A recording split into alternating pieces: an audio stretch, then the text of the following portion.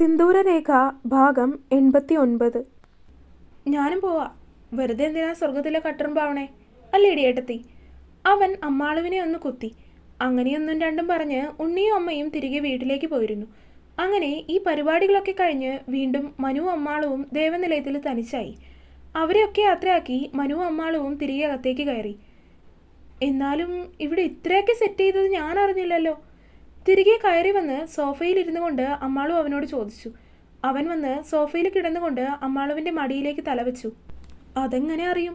നീ അതിനിവിടെ പോത്തുപോലെ കിടന്ന് ഉറക്കായിരുന്നില്ലേ? അവൻ അവളെ കളിയാക്കും പോലെ പറഞ്ഞതും അമ്മാളു അവനെ ഒന്ന് നോക്കി.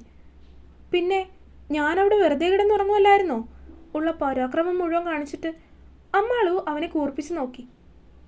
ഉണ്ണിക്ക് മനസ്സിലായി. അപ്പോഴാണ് പെട്ടെന്ന് അവൻ അങ്ങനെ പറഞ്ഞത്. അത് കേട്ടതും അമ്മാളു സംശയത്തോടെ അവനെ നോക്കി. എന്ത് മനസ്സിലായി?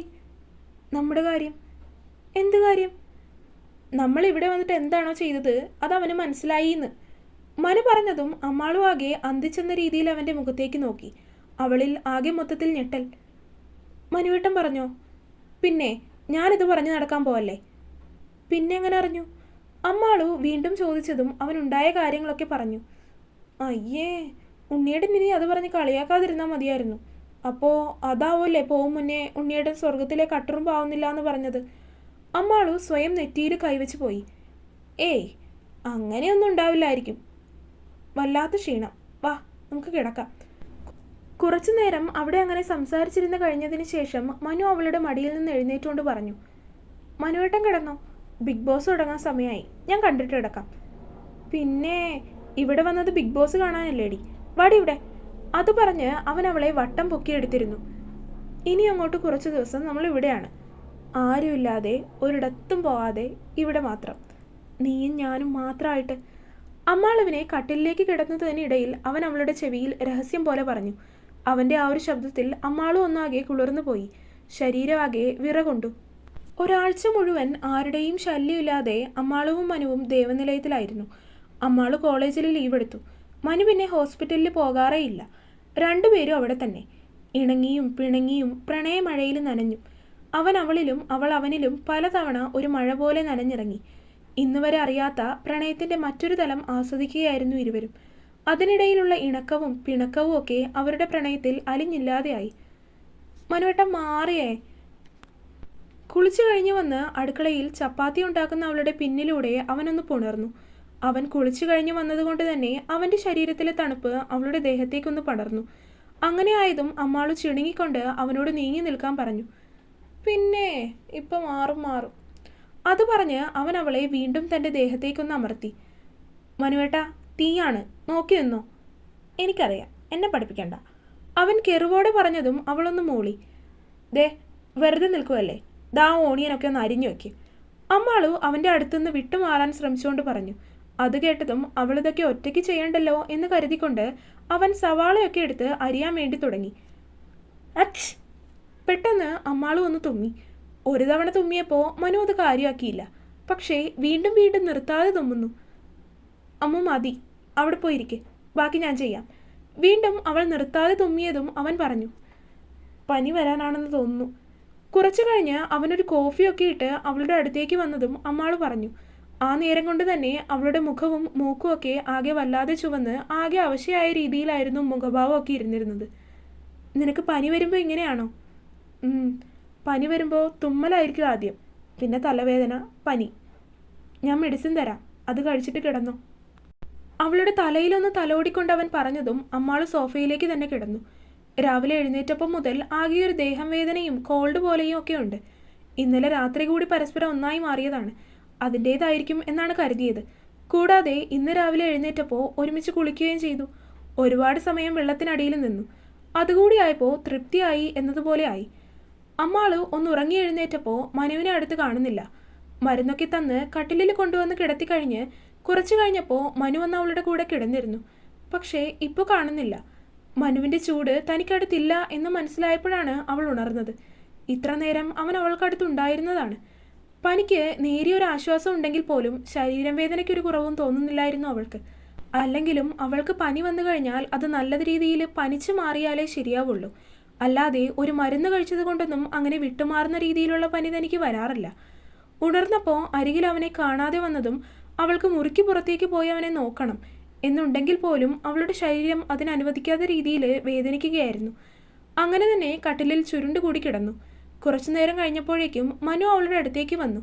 അറിയാത്തതുപോലെ അവളുടെ അടുത്തേക്ക് ചേർന്ന് കിടന്നിരുന്നു. പക്ഷേ അമ്മാളും അപ്പോഴും ഉറക്കം ഉണർന്നു കിടക്കുകയായിരുന്നു. അവൾ ഉറക്കാണ് എന്ന് കരുതി അവൻ അറിയാത്തതുപോലെ അവളെ ചേർത്ത് പിടിച്ച് ഉറങ്ങുന്നത് പോലെ കിടന്നു. അവൻ്റെ ആ ഒരു പ്രവൃത്തിയിൽ തന്നെ അവൾക്കൊരു സംശയം തോന്നാതിരുന്നില്ല.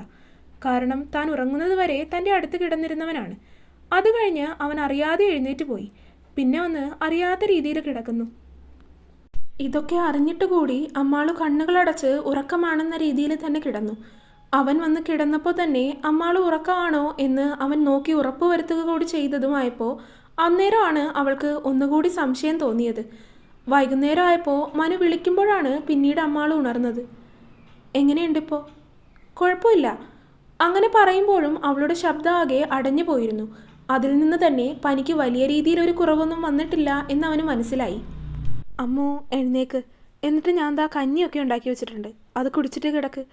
അവൻ പറഞ്ഞതും അവൾ ആയാസപ്പെട്ട് കട്ടിലിൽ എഴുന്നേറ്റിരിക്കാൻ ശ്രമിച്ചു. അവൻ അവളെ ഹെൽപ്പ് ചെയ്ത് കൊടുത്തു. അവൻ അവൾക്ക് കഞ്ഞിയൊക്കെ കോരിക്കൊടുത്തതും ഒരു കണക്കിന് അവൾ അതൊക്കെ കുടിച്ചു. വീണ്ടും അവൻ മെഡിസിനൊക്കെ കൊടുത്തു. നാളെ തിരികെ വീട്ടിലേക്ക് പോകണം എന്നാണ് കരുതിയിരിക്കുന്നത്. എന്നിട്ട് തിങ്കളാഴ്ച മുതൽ അമ്മാളുവിനെ തിരികെ കോളേജിൽ ജോയിൻ ചെയ്യുകയും ചെയ്യാം. അങ്ങനെയൊക്കെയാണ് കരുതിയത്. പക്ഷേ ഈ പനിയാകെ അപ്രതീക്ഷിതമായി പോയി എന്നതാണ് സത്യം. എങ്കിലും അവളുടെ പനി കുറഞ്ഞാൽ നാളെ വീട്ടിലേക്ക് പോകണം. മനുവിന് ഒരുപാട് കാര്യങ്ങൾ പെൻഡിങ് ആയിട്ട് നിൽക്കുന്നുണ്ട്. അതൊക്കെ ഒതുക്കി തീർക്കണം. കൂടാതെ ഒരുപാട് കാര്യങ്ങൾ വേറെയും ചെയ്യാനും ഉണ്ട്.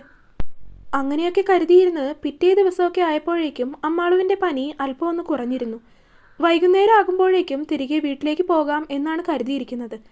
അങ്ങനെ പറഞ്ഞതുപോലെ വൈകിട്ട് വീട്ടിലേക്ക് തിരിച്ചു. വൈകിട്ട് എന്ന് പറഞ്ഞപ്പോൾ 7 മണിയൊക്കെ കഴിഞ്ഞു. പനി ആയതുകൊണ്ട് തന്നെ അമ്മാളുവിന് ഒന്നും അങ്ങോട്ട് ചെയ്തു തീർക്കാൻ പറ്റുന്നുണ്ടായില്ല. എല്ലാം മനു ഒറ്റയ്ക്ക് തന്നെ ചെയ്തു തീർത്ത് വന്നപ്പോഴേക്കും സമയം അല്പം വൈകിപ്പോയി. എടി ഏട്ടത്തി, നിനക്ക് പനിയാണെന്ന് പറഞ്ഞു, കുറവുണ്ടോ എന്നിട്ട്? കാറിൽ അവർ വന്ന് ഇറങ്ങിയപ്പോൾ തന്നെ വരാന്തയിൽ അവരെ കാത്തുന്ന പോലെ അല്ലെങ്കിലും അവിചാരിതമായിട്ട് ഉണ്ണി അവിടെ ഫോൺ വിളിച്ച് നടക്കുന്നുണ്ടായിരുന്നു. അങ്ങനെ അവരെ കണ്ടപ്പോൾ തന്നെ അവൻ കോളൊക്കെ കട്ടാക്കി വേഗം തന്നെ അവരുടെ അടുത്തേക്ക് വന്ന് അമ്മാളുവിനോട് കാര്യം തിരക്കി. ഇപ്പോൾ കുറവുണ്ട് ഉണ്ണിയേട്ടാ. അത് പറയുമ്പോഴും അവളുടെ ശബ്ദത്തിലെ തളർച്ച ഉണ്ണിക്ക് മനസ്സിലായി. അവൻ തിരിഞ്ഞ് മനുവിനെ ഒന്ന് നോക്കി. മനു ആണെങ്കിൽ ഗൗരവത്തിൽ അവനെ ഒന്ന് നോക്കുക മാത്രമാണ് ചെയ്തത്. അകത്തേക്ക് കയറിയപ്പോൾ പിന്നെ അമ്മാളും അമ്മയുടെ കൂടെ തന്നെ ആയിരുന്നു.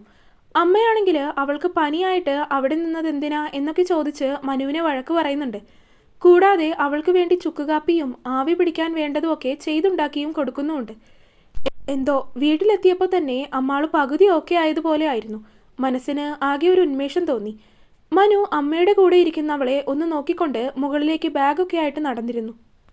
അമ്മയോട് കുറച്ച് സമയം സംസാരിച്ചിട്ട് കഞ്ഞി കൂടി കഴിച്ചു കഴിഞ്ഞതിന് ശേഷമാണ് അമ്മാളു മുകളിലേക്ക് പോയത്. മനുവിന് ഭക്ഷണം വേണ്ടെന്ന് പറഞ്ഞ് അവൻ മുകളിലേക്ക് കയറി വന്നതാണ്. അമ്മാളു വന്ന് നോക്കുമ്പോൾ മനു അവിടെ അലമാരയിൽ എന്തൊക്കെയോ തിരയുകയാണ്. എന്ത് ചെയ്യാ മനുവേട്ടാ? അവൻ അലമാര മുഴുവൻ അരിച്ചു പിറക്കുന്നത് പോലെ നോക്കുന്നത് കണ്ടതും അവൾ സംശയത്തോടെ അകത്തേക്ക് വന്നുകൊണ്ട് അവനോട് ചോദിച്ചു. ഞാൻ എൻ്റെ 1-2 ഫയൽസൊക്കെ ഇവിടെ വെച്ചിട്ടുണ്ടായിരുന്നു, അതൊക്കെ എവിടെയാണെന്ന് നോക്കിയതാ. എന്ത് ഫയല്? അവൻ ചോദിക്കുന്നത് കേട്ടതും അവൾ തിരികെ ചോദിച്ചു. അവൻ അല്പം ടെൻഷനോടെ കൂടെയാണ് അതൊക്കെ നോക്കുന്നത്. ഇനി തനിക്കറിയുന്ന വല്ലയിടത്തും ഫയൽ ഇരിക്കുന്നത് ഓർമ്മയുണ്ടെങ്കിൽ തനിക്കും ഫയൽ നോക്കാലോ എന്ന് കരുതിയിട്ടാണ് അവൾ അവനോടത് ചോദിച്ചത്. അതിന് എൻ്റെ ഫയലൊക്കെ നിനക്കറിയോ? അവൻ ഗൗരവത്തോടെ തിരികെ പറയുന്നത് കേട്ടതും അവളുടെ മുഖമൊന്ന് വീർത്തു. പിന്നീട് അവനോടൊന്നും ചോദിക്കാൻ നിൽക്കാതെ അവൾ നേരെ പോയി കട്ടിലിലിരുന്നു. അവളെ ഒന്ന് നോക്കി അവൻ വീണ്ടും ഗൗരവത്തിൽ ഓരോ ഫയലൊക്കെ എടുത്ത് നോക്കാൻ തുടങ്ങി. അവിടെ നിന്ന് വരുന്നത് വരെ കുഴപ്പമില്ലായിരുന്നു. പക്ഷേ ഇപ്പോൾ അവനെന്തോ മനസ്സിൽ ദേഷ്യമുള്ളതുപോലെയാണ് സംസാരിച്ചുകൊണ്ടിരിക്കുന്നത്. അതുകൊണ്ട് വീണ്ടും അവനോട് സംസാരിച്ച് അവനൊരു ബുദ്ധിമുട്ടാവണ്ടല്ലോ എന്ന് കരുതി അമ്മാളു നേരെ കട്ടിലിലേക്ക് കയറി കിടന്നു. തുടരും. അപ്പോൾ വീഡിയോ കണ്ടവരെല്ലാവരും വീഡിയോ ലൈക്ക് ചെയ്യുക. നിങ്ങളുടെ അഭിപ്രായങ്ങൾ എന്തായാലും അത് കമൻറ്റായിട്ട് അറിയിക്കുക. ചാനൽ സബ്സ്ക്രൈബ് ചെയ്യാത്തവരൊക്കെ സബ്സ്ക്രൈബ് ചെയ്യുക. അടുത്ത പാർട്ടുമായിട്ട് നാളെ തന്നെ വരാട്ടോ. ബൈ.